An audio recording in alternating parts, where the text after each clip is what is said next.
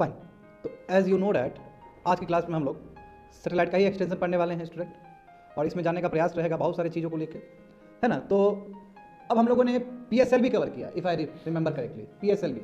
तो आज की क्लास में हम लोग GSLV का बात करेंगे, बट उससे पहले जो सबसे इंपॉर्टेंट है, उससे पहले हम लोग क्या करेंगे, कॉन्सेप्ट समझने का प्रयास करेंगे कि ये क्रायोजेनिक इंजन होता क्या है। Very very important concept of cryogenic engine. तो देखो स्टूडेंट, क्रायोजेनिक वर्ड का मतलब ये होता है कि जो चीज़ नॉर्मली गैसियस स्टेज में प्रेजेंट था, but with the application of temperature हमने क्या किया, उसको लिक्विड स्टेज में कन्वर्ट कर दिया। जैसे एग्जांपल देखो कि नॉर्मल कंडीशन में ऑक्सीजन और हाइड्रोजन गैस फॉर्म में मिलेगा, सही बात है कि नहीं। बट यदि हमने एक्सेसिव टेम्परेचर घटा दिया, कम कर दिया, तो ये गैस स्टेज से तुम्हारा कौन सा स्टेज चला जाएगा, लिक्विड स्टेज चला जाएगा। क्योंकि हम जानते हैं कि टेम्परेचर कम करेंगे तो प्रीवियस स्टेज अटेन हो जाएगा, और टेम्परेचर ज़्यादा करेंगे तो आगे का स्टेज चला जाएगा। We know that from our childhood. समझ में आ रहा है ना। तो बिल्कुल यही साइंस, यही लॉजिक इसके पीछे है, क्रायोजेनिक रॉकेट इंजन। और इसका रोल कहाँ पे है, इसका रोल GSLV में है। PSLV में क्रायोजेनिक इंजन नहीं लगता है, बट GSLV में क्रायोजेनिक इंजन लगता है। और PSLV हम लोग जानते हैं कि 4 स्टेज का होता है, याद है ना तुम लोग को 4 स्टेज का।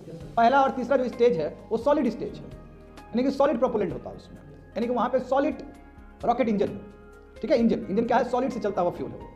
और जो सेकेंड और तुम्हारा फोर्थ जो स्टेज है वो क्या है तुम्हारा, लिक्विड।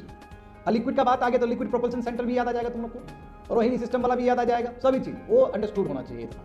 तो देखो क्रायोजेनिक रॉकेट इंजन के बारे में हम लोग समझते हैं स्टूडेंट। एक cryogenic rocket engine uses a cryogenic fuel and oxidizer, very very important thing. अब इसमें सोचने वाली बात है, इसमें क्या बोला जा रहा है कि क्रायोजेनिक फ्यूल एंड ऑक्सीडाइजर, ठीक है ना। ये 2 इंपॉर्टेंट। क्रायोजेनिक फ्यूल मतलब आपको फ्यूल चाहिए। अब ये फ्यूल कब आग पकड़ेगा, जब उसको ऑक्सीजन चाहिए। क्योंकि कोई भी धातु हो, कोई भी चीज हो, चाहे फ्यूल हो, कुछ भी हो, उसको यदि बर्निंग होना है, यदि उसको कंबसन होना है तो जरूरी है उसके लिए ऑक्सीजन हो। तो यहाँ पे ऑक्सीडाइजर कुछ नहीं, ऑक्सीजन है। और जो यहाँ पे क्रायोजेनिक फ्यूल का बात किया जा रहा है, it is nothing but it is a hydrogen, यानी कि हाइड्रोजन को चाहिए ऑक्सीजन, तब दोनों कंबाइन होगा, तब वो बर्न करेगा, तब वो फ्यूल बनेगा। समझ में आ गया ना। तो कहने का मतलब क्या हुआ स्टूडेंट, कि cryogenic rocket engine uses a cryogenic fuel that is a hydrogen and your oxidizer, correct. तो समझते हैं यहाँ पे cryogenic fuels are fuel that require storage at extremely low temperature. सही बात है ना। इसको क्या चाहिए, एक्सट्रीमली लो टेम्परेचर चाहिए, समझे, लो टेम्परेचर। अब देखो ये लो टेम्परेचर इतना आसान नहीं है। जैसे एग्जांपल देखो, कोविड के टाइम में भी जो फाइजर सब जो वैक्सीन बनाया, उसको भी टेम्परेचर बहुत लो चाहिए था। और लो टेम्परेचर में मेंटेन करके रखना इतना आसान चीज़ नहीं होता है, बहुत कॉस्ट लगता है, बहुत मेहनत लगता है, उसके लिए एक स्पेशल अरेंजमेंट आता है। तो सबसे बड़ा जो हडल्स है यहाँ पे स्टूडेंट, क्या हडल्स है कि क्रायोजेनिक जो फ्यूल है उसको स्टोरेज को जो कैपेसिटी चाहिए वो बहुत ही तुम्हारा कॉम्प्लेक्स चाहिए, ताकि वो लिक्विड स्टेज में मेंटेन रह सके। हकीकत में उसका जो नॉर्मल स्टेट है क्या हो, गैस है। अब गैस को हम लोग लिक्विड में कन्वर्ट किए हैं, तो जो स्टोरेज कैपेसिटी होना चाहिए वो बहुत ही कॉम्प्लेक्स होना चाहिए, इतना नॉर्मल चीज़ नहीं है।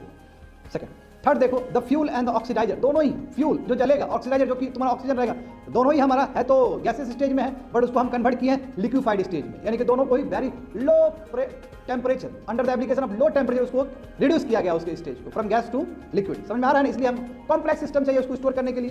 तो क्रायोजेनिक फ्यूल क्या है तुम्हारा, आर मोस्टली लिक्विफाइड गैसेस, ज़्यादातर क्या रहता है, लिक्विड हाइड्रोजन रहता है। समझ गए, यानी कि हाइड्रोजन एक्चुअल में क्या था, गैस था, उसको कन्वर्ट करके लिक्विड में किया। सिमिलरली बहुत सारे क्रायोजेनिक फ्यूल ऑक्सीडाइजर जो होते हैं, यानी कि देखो ऐसा नहीं कि केवल हाइड्रोजन और ऑक्सीजन का जो कॉम्बिनेशन है लिक्विड स्टेज में यही तुम्हारा बेस्ट फ्यूल होगा। इससे पहले भी बहुत सारे फ्यूल को यूज़ किया गया है, बट ये जितने भी फ्यूल अप्लाई किया गया है, यूज़ किया गया, वो उसका उतना कारगर रिजल्ट नहीं हुआ। इसके पीछे रिजल्ट है, इसके पीछे कारण है। क्या इसके पीछे रीजन है, इसके पीछे रीजन है कि मान लो कि जैसे एक एग्जाम्पल हाइड्रोजन को भी यूज़ किया जाता था, क्या अभी कम हो गया, बट अभी भी करते हैं। हाइड्रोजन में दिक्कत है कि मान लो कि कुछ एक्सीडेंट हो गया और ऐसा कंडीशन डेवलप हो गया जिसकी वजह से वो रिलीज हो गया इन्वायरमेंट में, तो बहुत खतरनाक हो सकता है। जैसे हमने भोपाल गैस ट्रेजेडी भी देखा है, कैसे मिथाइल आइसोसाइनाइड कैसे रिलीज होकर पूरी तरीके से चौपट हो गया ना भोपाल का। तो बिल्कुल ये चांसेस है। तो दूसरा जैसे केरोसिन से बना हुआ या हाइड्रोजन से बना हुआ यदि ये फ्यूल यदि लीक होता है एटमॉस्फेयर में, इन्वायरमेंट में, तो ये बहुत ही खतरनाक असर कर सकता है। बट देखो ये देखो, हाइड्रोजन और ऑक्सीजन ये लीक होगा क्या है, वाटर वेपर के फॉर्म में बन के या गैस के फॉर्म में उड़ जाएगा, कोई टेंशन ही नहीं है, बहुत हेल्दी है इन्वायरमेंट के लिए। तो ये हम लोग के लिए बहुत फायदेमंद रहेगा। तो इसमें इसलिए कहा जा रहा है स्टूडेंट कि देखो यहाँ पे various cryogenic fuel oxidizer combination have been tried, बहुत सारे कोशिश किए गए, ठीक है। बट जो सबसे बेस्ट कॉम्बिनेशन है लिक्विड हाइड्रोजन का एंड लिक्विड ऑक्सीजन का, ये सबसे ज्यादा यूज किया जाता है और सबसे सेफ है इन्वायरमेंट पॉइंट ऑफ व्यू से।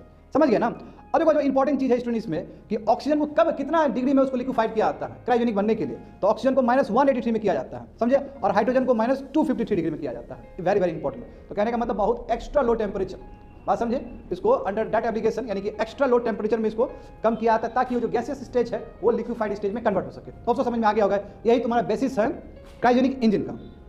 समझ गए ना। ओके, अब समझते हैं स्टूडेंट हम लोग सेकंड स्लाइड्स। अब ये क्या है, आखिर है क्या ये चीज़? तो cryogenic engine is a very complex system. सही बात है, बहुत कॉम्प्लेक्स, क्योंकि स्टोरेज कैपेसिटी ना बहुत कॉम्प्लेक्स है। उसको कैसे स्टोर करोगे, क्योंकि जो प्रोपेलेंट हमको एक्सट्रीमली लो टेम्परेचर में यूज़ करना है। जब लो टेम्परेचर में यूज़ करना है तो उसको स्टोरेज करना बहुत ही बड़ा बात है, समझे। इसको कॉम्प्लेक्स ग्राउंड सपोर्ट सिस्टम चाहिए कि कहाँ पे इसको स्टोर किया जाए, कहाँ पे फिलिंग सिस्टम, यानी कि एक जगह से दूसरी जगह उसको फिल कर रहे होते, बहुत ही कॉम्प्लेक्स है। कैसे इसको ट्रांसपोर्ट करोगे, अब ट्रांसपोर्ट करोगे पता चला लिक्विड पूरा गैस बन के उड़ गया, तो बात समझे। और कैसे क्रायोजेनिक फ्यूल को हैंडल करना है, ये जितने भी एसोसिएटेड चीज है, ट्रांसपोर्टेशन, डिस्ट्रीब्यूशन, ये सभी बहुत कॉम्प्लेक्स है, क्योंकि इसके लिए आपको एक्स्ट्रा टेम्परेचर मेंटेन करके रखना पड़ता है, एक्स्ट्रा लो टेम्परेचर मेंटेन करके रखना पड़ता है, वही -253 और तुम्हारा -180 समथिंग। समझ गया ना। बेनिफिट क्या है, जैसे कि मैंने पहले कह दिया कि बेनिफिट देखो, इसका बहुत बेनिफिट है। इसका बेनिफिट ये है कि ये इन्वायरमेंट क्लीनर है बाकी फ्यूल के कंपेयर में, क्योंकि ये यदि रिलीज भी होता है इसका कोई बुरा असर नहीं पड़ेगा। दूसरा देखो, सबसे इंपॉर्टेंट चीज है क्रायोजेनिक फ्यूल है, क्रायोजेनिक फ्यूल का हाई मास फ्लो रेट होता है। Very very important word. ये क्या होता है, हाई मास फ्लो रेट? इसका मतलब स्टूडेंट ये है कि एक यूनिट टाइम में ये बहुत ज़्यादा जलता है, 1 यूनिट टाइम में ये बहुत ज़्यादा जलेगा, और जितना ज़्यादा ये बर्न होगा उतना ही थ्रस्ट मिलेगा, तो उतना ही बेस्ट है, क्योंकि रॉकेट को चाहिए थ्रस्ट। और थ्रस्ट क्यों, क्योंकि उसको बहुत दूर तक जाना है। जब बहुत दूर तक जाना है तो बहुत थ्रस्ट चाहिए, और बहुत थ्रस्ट के लिए जरूरी है कि हायर मास फ्लो रेट हो as compare to your fossil fuel, as compare to kerosene, and therefore produce more thrust and power when combusted in an engine. इसलिए क्रायोजेनिक फ्यूल को जब हम जलाते हैं, चूंकि इसके पास हाई मास फ्लो रेट है, चूंकि इसके पास हाई मास फ्लो रेट है और तुम्हारा ये क्या करता है, बहुत ज़्यादा थ्रस्ट देता है, बहुत ज़्यादा पावर देता है, तो ये सबसे सुइटेबल है। और यही कारण है कि क्रायोजेनिक इंजन जीएसएलवी में लगाया जाता है, ताकि ज़्यादा से ज़्यादा वर्क लोड जो है, पे लोड है, वो अपलिफ्ट हो सके, ऊपर की तरफ जा सके। समझ गया ना। This means that engine will run further on less fuel, और कम फ्यूल में ये ज़्यादा काम कर सके, क्योंकि ये थ्रस्ट दे रहा है, तुमको पावर दे रहा है। और इसका रीजन क्या है कि हायर मास फ्लो रेट है इसमें as compare to your traditional fossil fuels. अब थर्ड पॉइंट देखते हैं student. Cryogenic fuels are non pollutant. सही बात है ना, बहुत नॉन पोल्यूटेंट है। यदि वो स्पिल्ड भी हो गया, यानी कि रिलीज भी हुआ, तो कोई रिस्क नहीं है इन्वायरमेंट के लिए। सही बात है ना, कोई रिस्क नहीं होगा। There will be no need to clean up hazardous waste after spill. यदि हाइड्रोजन हो जाता है, हाइड्रोजन बता रहे ना कि हाइड्रोजन भी यूज किया, तो उसके लिए तो बहुत तरह का प्रिकॉशनरी मेजर लिया जाता है, या फिर आफ्टर स्पिल होने के बाद भी बहुत सारा स्टेप लिया जाता है। बट इसमें ऐसा नहीं है। यदि मान लो कि लीक भी हो गया, स्पिल भी हो गया, तो कोई प्रॉब्लम नहीं है, कोई तुम्हारे hazardous waste को कोई क्लीन अप करने की जरूरत नहीं थी। ये सब तुम्हारा एडवांटेज जुड़ा हुआ है क्रायोजेनिक रॉकेट इंजन में। आगे देखो, अब हम लोग क्या करेंगे, जीएसएलवी के बारे में समझेंगे कि जीएसएलवी है क्या। अब देखो, GSLV Mk 1, Mk 2, Mk 3। Mk 1 कौन सा था, अभी से मैक 2 के बारे में बताया गया। मैक 1 कौन सा था, जहां से हम रसिया से लाए थे वो चीज़, और इंडिया में अब ये चीज़ को यूज़ नहीं किया था, इसलिए हम लोग मैक 2 के बारे में पढ़ेंगे। मैक 1 पूरी तरीके से हमने रसिया से इंपोर्ट किया था। तो जो जीएसएलवी है, जियो सिंक्रोनस सैटेलाइट लॉन्च व्हीकल। अब देखो, जियो सिंक्रोनस तुम लोग समझते ही हो कि 35,786 किलोमीटर, यानी कि लूजली हम लोग कह दें तो 3600 किलोमीटर का जो डिस्टेंस होगा फ्रॉम अर्थ सरफेस, वहाँ पे प्लेस करना। और ये क्या है, एक्सपेंडेबल लॉन्च व्हीकल है। एक्सपेंडेबल लॉन्च व्हीकल का मतलब क्या है कि जैसे ही स्टेज जाएगा ऊपर, तो फर्स्ट स्टेज खुलेगा, उसके बाद सेकंड स्टेज खुलेगा, फिर थर्ड स्टेज खुलेगा, और खुल के क्या पहला स्टेज गिर जाएगा, तुम्हारा सामान सब गिर जाएगा रॉकेट। अब जो गिरेगा सामान सब, उसका जो स्टेज का जो गिरेगा रॉकेट का पार्ट सब, या तो 2 कंडीशन हो सकता है, या तो फिर वो लोअर ऑर्बिट में डेब्रिस बनकर आ सकता है, या फिर ग्रेविटी के अंडर वो नीचे आ सकता है, यही हो सकता है। तो एक्सपेंडेबल का मतलब क्या कि जब अपलिफ्टमेंट के स्टेज पे स्टूडेंट, अपलिफ्टमेंट के स्टेज के टाइम क्या करे, वो अपना जो इक्विपमेंट है वो खुल जाए, ताकि वो सक्सेसफुल तुम्हारा जो सक्सेसिव जो कहते हैं अपलिफ्टमेंट या सक्सेसफुल स्टेज उसमें हो सके, आगे बढ़ सके। वो सक्सेसिव स्टेज का मतलब है कि पहला स्टेज ये खुला, उसका सेकंड स्टेज खुला, फिर थर्ड स्टेज खुला, और जो वहाँ पे पेलोड है वहाँ से वो निकल सके, सैटेलाइट सक्सेसफुली लॉन्च हो सके। That's called expendable launch vehicles. और इसरो करता है यही, तो बताया गया कि ये तुम्हारा जीएसएलवी मैक 2। अब देखो, जीएसएलवी जो सबसे पहले जो लॉन्च किया गया था वो 2001 में लॉन्च किया गया था। बट जीएसएलवी जो प्रोजेक्ट है कब स्टार्ट हुआ, ये 1990 में हुआ था। इसका रीजन यही है कि जियो सिंक्रोनस सैटेलाइट्स हम बहुत ज़्यादा ही, क्योंकि जियो सिंक्रोनस सैटेलाइट पहुंचाने के लिए ना आपको बहुत थ्रस्ट चाहिए, है ना। आपको इतना बड़ा पेलोड, आपको इतना लंबा दूर तक पहुंचाना है, तो उसके लिए आपको एक्स्ट्रा एनर्जी चाहिए होगा, और क्रायोजेनिक इंजन इसके लिए सबसे बेस्ट है। जीएसएलवी एक्चुअली में यूज़ किया जाता है उसके लिए, जियो सिंक्रोनस के लिए यूज़ किया जाता है ज़्यादातर, क्योंकि अब उतना दूर तक पहुंचाना, इसका मतलब क्या है, बहुत दूर कवर करना होगा, उसके लिए जीएसएलवी सबसे परफेक्ट है। ये प्रोजेक्ट हमने 1990 में स्टार्ट किया, ताकि लॉन्च कैपेबिलिटी हम लोग का बढ़ सके और हम जियो सिंक्रोनस सैटेलाइट को छोड़ सके with the help of GSLV launch vehicle. अब देखो, जीएसएलवी क्या है तुम्हारा, जीएसएलवी थर्ड स्टेज व्हीकल है। 3 स्टेज है इसमें, सॉलिड है, लिक्विड है और क्रायोजेनिक है। इसलिए क्रायोजेनिक के बारे में तुम लोगों को पढ़ाया गया हमें समझने के लिए। अब सॉलिड तो जानते हो, लिक्विड भी जानते हो, तो क्रायोजेनिक क्या होता है तो समझ में आ गया होगा। क्रायोजेनिक ये तीन फ्यूल को यूज़ किया जाता है तुम्हारा जीएसएलवी के उसमें लॉन्च व्हीकल में। अब समझते हैं, सभी चीज़ समझते हैं हम लोग यहाँ पे। अब यहाँ पे देखो, पहला स्टेज है स्टूडेंट। पहला स्टेज में देखो क्या होगा, यानी कि first stage, the first stage uses a solid rocket motor. ये क्या होगा, सॉलिड तुम्हारा फ्यूल होगा। सॉलिड रॉकेट इंजन का मतलब है वो सॉलिड फ्यूल है, सॉलिड प्रोपेलेंट है, और उसमें 4 टाइप के बूस्टर लगे होंगे। बूस्टर दिखाए थे उस दिन, उसी को बोलते हैं स्ट्रैप ऑन बूस्टर। 4 टाइप के होगा, बट वो 4 टाइप का जो बूस्टर होगा लिक्विड होगा। लिक्विड इसलिए ताकि ज़्यादा थ्रस्ट हो सके, क्योंकि उसको बहुत लंबा दूरी जाना है, इसलिए लिक्विड बूस्टर यूज़ करेंगे। नंबर 1 समझ गए। दूसरा स्टेज देखो, यानी कि पहला स्टेज में 2 चीज़ है। पहला स्टेज में 2 चीज़, यानी कि पहला स्टेज में एक सॉलिड रॉकेट मोटर है, यानी कि सॉलिड फ्यूल से चलने वाला तुम्हारा इंजन हो गया वहाँ पे, सॉलिड फ्यूल से चलने वाला वो इंजन। और उसके साथ क्या क्या चीज़ लगा, सप्लीमेंट क्या है, ज़्यादा थ्रस्ट दे सके उसके लिए सप्लीमेंट क्या है, 4 लिक्विड बूस्टर भी है वहाँ पे। दूसरा स्टेज देखो स्टूडेंट, दूसरा स्टेज लिक्विड प्रोपेलेंट है। लिक्विड प्रोपेलेंट मतलब विकास इंजन, विकास इंजन नहीं बताएंगे क्या होता है, अभी नीचे लिखा गया है। तो लिक्विड प्रोपेलेंट को यूज किया जाता है सेकंड स्टेज में, Vikas engine I will tell you.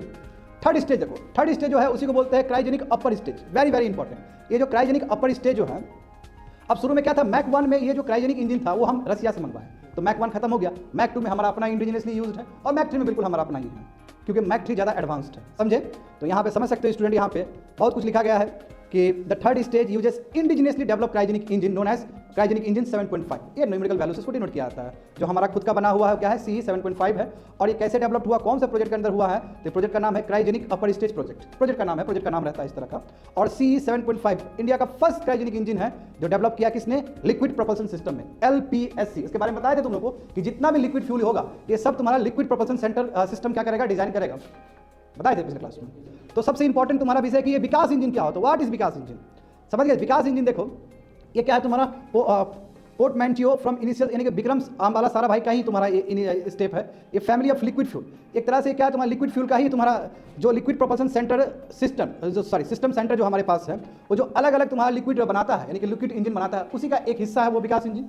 बात समझे ना, Vikas engine is nothing but it is a series of your engine, liquid engine prepared by liquid propulsion centre system in the 1970s, तब से बना है। दूसरा देखो, विकास इंजन हमारे लिए work house liquid rocket engine है, यानी कि बहुत इंपॉर्टेंट है, क्योंकि ये सेकंड स्टेज में यूज होगा। देखो PSLV में भी यूज होता है ना सेकंड स्टेज, क्योंकि PSLV हम जानते हैं पहला स्टेज और जो थर्ड स्टेज है वो क्या सॉलिड है, और सेकंड स्टेज और जो फोर्थ स्टेज है क्या हो तुम्हारा लिक्विड है। इसलिए यहाँ पे कहा गया कि विकास इंजन भी बहुत इंपॉर्टेंट है, क्योंकि इसका सेकंड स्टेज यूज होता है तुम्हारा PSLV में, second stage. And the 4 step booster जो तुम्हारा जियोसिंक्रोनस में जो पहला वो भी तो लिक्विड है, वहाँ पे भी यूज होता है। एट द सेम टाइम तुम्हारा GSLV मैक 3 में वहाँ पे भी इसका यूज है, यानी कि पहला वाला जो इंजन है तुम्हारा फर्स्ट स्टेज, वहाँ पे भी यूज है। कहने का मतलब विकास इंजन का बहुत ज़्यादा रोल है, चाहे वो PSLV में रोल हो अलग स्टेज में, चाहे वो GSLV में हो अलग स्टेज में, very very important. Hope so समझ में आ गया होगा तुम लोग को, दैट्स विकास इंजन। तो यहाँ पे देखते हैं स्टूडेंट GSLV वेरिएंट। अब देखो GSLV rockets using Russian cryogenic stage, बोले ना रशिया का जो क्रायोजेनिक स्टेज हम लोग यूज़ कर रहे थे तो उसको हम GSLV मैक 1 कहते हैं, सिंपल। और जो वर्जन हम लोग इंडिजिनियस यूज़ करना शुरू कर दिया वही हमारा GSLV मैक 2 हो गया, और अभी जो सबसे एडवांस है हमारे पास वो GSLV मैक 3 है। ये सब लॉन्च व्हीकल है, ठीक है, कंफ्यूजन नहीं होना, ये सब लॉन्च व्हीकल है। तो एक एग्जांपल देखो, ये GSLV मैक 2 से हमने जो लॉन्च किया है एक सैटेलाइट, उसी सैटेलाइट का नाम है साउथ एशिया सैटेलाइट, इसको GSAT-9 भी कहते हैं, सैटेलाइट का नाम है। अब देखो ये सैटेलाइट को हम सार्क सैटेलाइट भी कहते हैं। सार्क नेशन जानते हो, जिसमें पाकिस्तान भी मेंबर है, अफगानिस्तान भी मेंबर है ना, नेपाल भी मेंबर है, बहुत सारे कंट्री मेंबर है हमारा। तो उसको एक्चुअली देखो, अभी यदि नेबरहुड में देखोगे तो इंडिया सबसे बेस्ट स्पेस टेक्नोलॉजी में, सही बात है कि नहीं। तो इंडिया बाय जेस्चर उन लोगों को मदद कर रहा है, ये बात का अपना एक कह सकते हो कि महानता है। देखो इसको सार्क सैटेलाइट भी कहा जाता है। ये कहाँ पे यूज़ किया जाता है स्टूडेंट, जियो स्टेशनरी कम्युनिकेशन के लिए, वही 3600 किलोमीटर में। और मेट्रोलॉजी का सैटेलाइट जो इसरो मेंटेन करता है सार्क नेशन के बाद पाकिस्तान नहीं है, क्योंकि पाकिस्तान को ये दिया गया था, पाकिस्तान ने रिफ्यूज़ किया, तो पाकिस्तान रिफ्यूज़ किया, हटाओ उसको, इतना क्या दिमाग लगाना है। और ये कब लॉन्च किए थे हम लोग, 5 मई 2017 में लॉन्च किए थे GSAT-9। अब देखो 18 जब सार्क समिट हुआ था नेपाल में 2014 में, तो हमारे प्रधानमंत्री मोदी जी ने कहा था कि बिल्कुल हम सोच रहे हैं ऐसा सैटेलाइट जो कि सार्क नेशंस का एस्पिरेशन को पूरा करे, और मोदी जी बिल्कुल सोचे और उनका ध्यान था, और यही रीजन है कि 2017 में वो लॉन्च सैटेलाइट भी लॉन्च कर दिए। अब देखो इसका बेनिफिशियरी कौन सा कंट्री है, अफगानिस्तान, बांग्लादेश, भूटान, मालदीव्स, श्रीलंका से सभी लोग यूजर से सैटेलाइट का। देखो कितना फायदा हो रहा है इन लोग को, ठीक है ना। अब पाकिस्तान ठुकरा दिया, इसलिए पाकिस्तान आउट हो गया, इस सैटेलाइट का यूज़ नहीं करता। अब ये जो देख रहे हो GSAT-9 या साउथ एशियन सैटेलाइट या सार्क सैटेलाइट, इसको किसने लॉन्च किया था, GSLV मैक 2 F09। F09 में व्हीकल का नाम है वो, बट व्हीकल का नाम है, नाम अलग अलग होता है ना। जैसे GSLV मैक 2 तो हो गया टेक्नोलॉजी, उसमें अलग अलग व्हीकल लॉन्च करेंगे ना, तो क्या है F09 नंबर है, व्हीकल का नंबर है, यानी कि रॉकेट का नंबर है। तो GSLV मैक 2 ने ये लॉन्च किया है, समझ गए, GSLV मैक 2 409 व्हीकल। अब हम लोग देखिए, देखो हम लोग खत्म कर चुके हैं, बस इसमें तुमको बताना है कि देखो कहाँ ये एक एक्स्ट्रा डायग्राम लाए हैं स्टूडेंट तुम लोग को और समझाने के लिए। देखो वहाँ पे ये जो दिया गया है ना, ये तुम्हारा ये मैक 3 का दिया गया है। आने वाले समय मैक 3 समझोगे तो उसमें S200 बूस्टर लगाया जाता है, ठीक है ना। ये मैक 3 का है, अभी मैक 3 पढ़े नहीं हो तो इस तरह बूस्टर रहता है। देखो विकास इंजन है कि नहीं है वहाँ पे, लिक्विड कोर विकास इंजन है, ठीक है। उसके बाद देखो क्रायोजेनिक इंजन भी ऊपर है, और वहाँ पे देखो ऊपर क्या है तुम्हारा, ये यहाँ पे सैटेलाइट होगा, सबसे जो ऊपर होगा वहाँ पे क्या होगा, सैटेलाइट होगा, समझ गया ना।